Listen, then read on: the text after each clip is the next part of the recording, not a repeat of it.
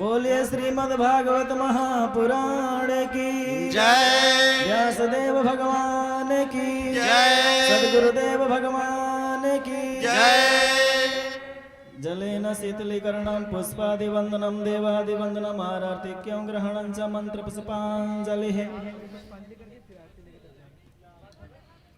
ओम जगनेन जगन्मय देवास्तानि धर्माणि प्रथमान्यासन्न तेहनाकं महिमानः सचन्द्रयदा पूर्वे साध्याः सन्ति देवाः हरिः प्रार्थनापूर्वकं मंत्रपुष्पाञ्जलिं समर्पयामः। हरये नमः, परमात्मने नमः, श्री पुराण पुरुषोत्तमाय नमः।